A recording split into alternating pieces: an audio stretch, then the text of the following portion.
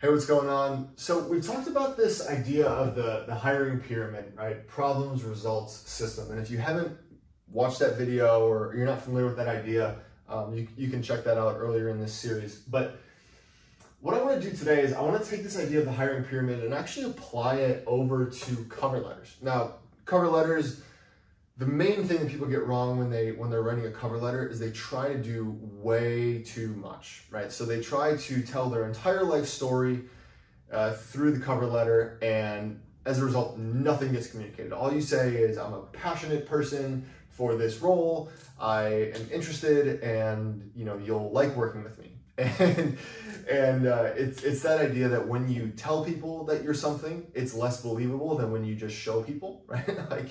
If you show people that you're passionate through your actions, it's much more convincing than saying like, hey, great to meet you, my name's Tanner, I'm passionate about this thing. It's just not the same, and you understand that. So when we apply this framework, this problems, results, systems framework to cover letters, we can actually simplify, we can drastically simplify the cover letter writing process. Now, I've included a template in the description, or if you're watching this on Twitter, I'll link it in a tweet below.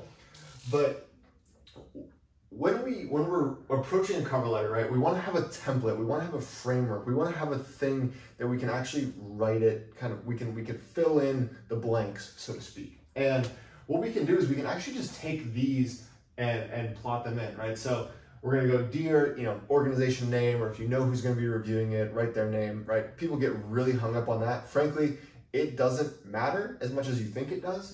But the more specific you can get, obviously the better, as long as you're right? Don't address the letter to somebody who is like no longer with the company and had an ugly fallout or something. That would just be bad. But what you want to do here, right? A lot of people start off by saying, my name is Tanner Reklitis, and I have 6 years of coaching experience, and I'm applying for the position of blah, blah, blah, right? Here's why that's a bad idea. The person already knows all that information because you've likely submitted a resume along with it, right? They know your name because, frankly, your document is probably titled Tanner Reklitis cover letter. And then on the resume, it shows your years of experience, and they know that you're applying for this role because they wouldn't be reading your cover letter if you hadn't, right? So it's like, we can just remove all of that stuff and we'll just get into the good stuff. So the first thing you want to do here is you want to empathize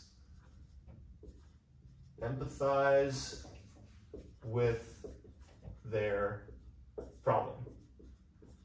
And I'll say empathize with their problems. Right, so you want to show them that you understand what they're up against. So for a coaching example, right, dear blah blah blah. One of the most difficult things in the hiring process for coaches is to evaluate people's communication skills. Right, communication is hugely important in coaching, but it's really difficult to actually go and figure that out from a cover letter, a resume. If you'll allow me, right, and I've done this in some cover letters that I received positive feedback on, like, if you'll allow me, I'd love to tell you a story of a time that I, used my communication skills to connect with a player in a moment of need, in a moment of whatever, right, and you can kind of fill in the blanks there. That's just an example. You can do this any way you want. The next thing that you're going to do is you're actually going to plug in a result. By the way, you should aim for that to be about 2 to 4 sentences. People take really long to get into it, and you just want to say one quick thing. If you can make it 1 sentence and it packs a punch, that's best. But keep this short, because you just want to establish like, hey, I understand you, I see you, and if you can do that, then very good. So next, you're gonna go here. So you're gonna show a result. Show a result through a story. Okay, and when I'm talking about story, what I mean is you're going to take a specific example, right? So in this framework, we're thinking about all the different ways that we have examples of getting those results, and you're going to take one story. That's it. That's all you need to explain how you've solved that problem. So for me, and you'll see this in the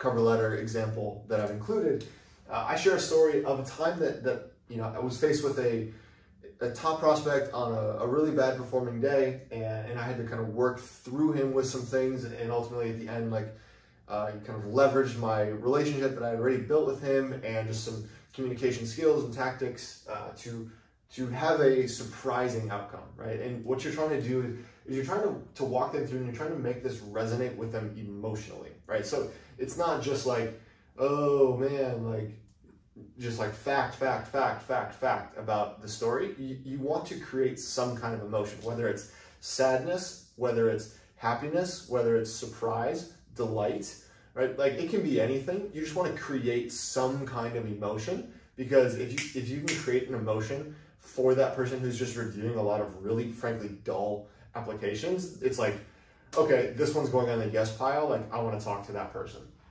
And then after, right now we're going to talk about systems, right? And the system here is, hey, here's what you're struggling with.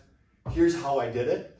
And here's what I learned and how I've built something into my life, into my coaching practice that I will take with me to get this result, right? To solve this problem in your context, with your organization, at your company, for your team, with your players.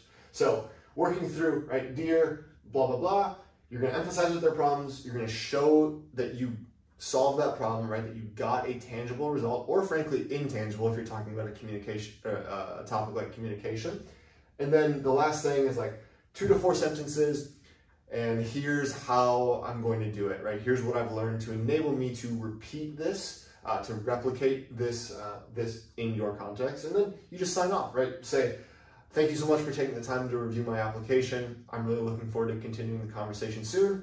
Sign off, and then you're all good. So hopefully that helped. I know it's been really helpful for me as I've tried to simplify my cover letter writing process and make it a lot more powerful in the process. And the people that I shared this with, they're like, oh yeah, that just makes a lot of sense. And I think you have just like a heart feeling of, yeah, that is stronger. So give it a shot. I'd love to see your examples. And if you enjoyed this video, shoot it over to someone else who you know who is going through this right now and could use some help crafting a better cover letter. So thanks again, and we'll talk soon.